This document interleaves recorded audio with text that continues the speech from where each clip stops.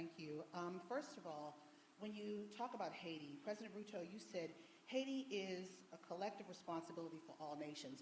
And for you, Mr. President, President Biden, President Ruto, do you believe that these nations can break the back of this militia that has gripped the nation there? And also, when it comes to Congo, thank you, Mr. President, for bringing up what the United States is doing for the Congo, especially as that flag was behind you at Morehouse. Mr. President, could you tell me what the African Union is doing, as well as Kenya is doing, when it comes to the humanitarian crisis in the Congo? Thank you.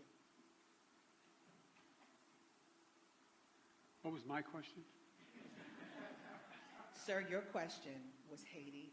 Can the United States and Kenya, or the nations collectively, break the backs of this coordinated militia that has the grips of the nation, that nation? Thank you. Yes.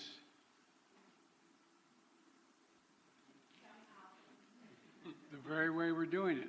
We're not talking about a 1,000-person army that's made up of trained persons.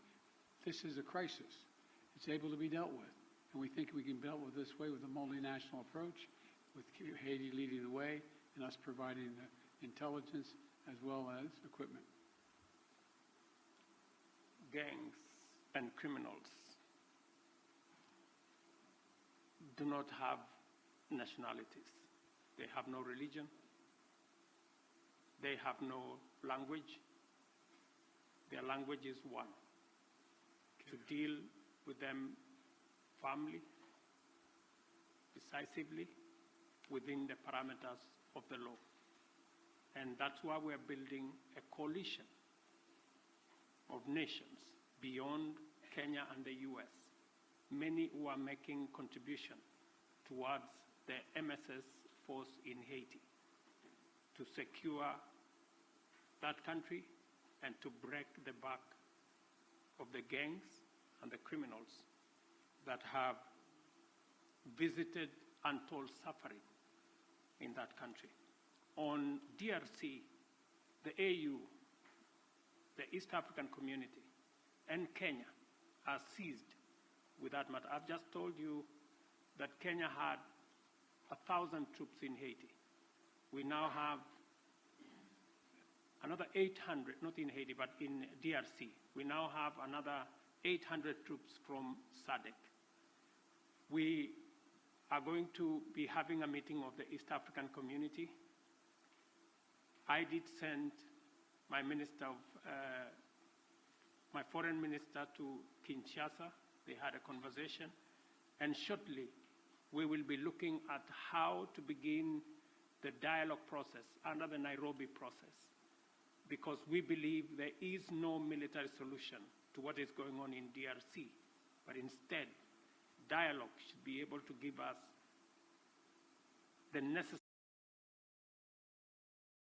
momentum and outcomes that would settle the matters in Eastern DRC.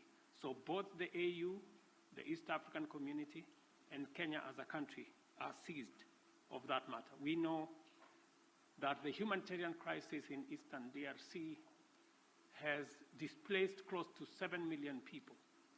And I want to thank the United States of America for stepping in with humanitarian support for that region, because it is a collaboration of different countries in different ways to deal with that situation. The rest of us are committing troops.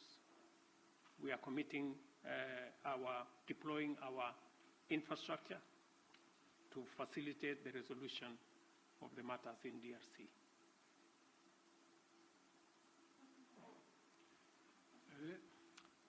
Let me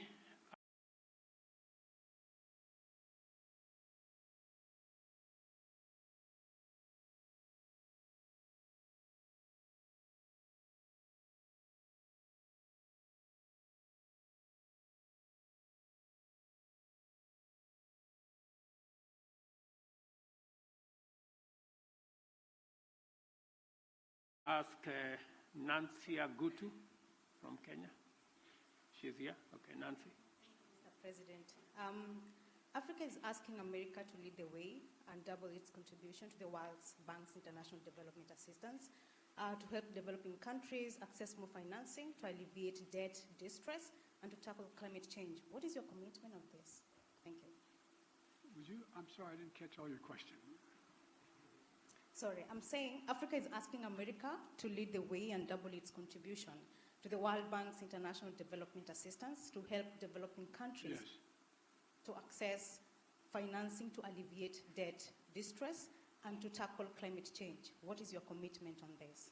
We made a major commitment to this. Number one, as I said, the United States has long championed international financial institutions that provide low-cost concessional resources to the poorest developing countries, including from the IMF. To that end, my administration helped design and establish the IMF's new initiative that provides low-cost funding for countries that are taking steps to enhance their resilience. Important partners in Africa have the capital they to ensure they have the capital they need to invest in their futures. We heard them and we stand with them. Now, that's why we've worked with Congress to enable the United States to make available in the coming weeks up to $21 billion in new lending resources to the IMF Trust Fund that provides concessional lending to the poorest countries. It's a little like, having to go when you're in debt, having to go and find someone to help you out. That's what this is about. We believe supporting friends, and this partnership is we're happy to do our part. And look, we've also doubled our commitment to the IDA, and I'm proud the United States is the biggest donor to the IDA in this cycle. I'm proud to be working alongside with Kenya to support robust finance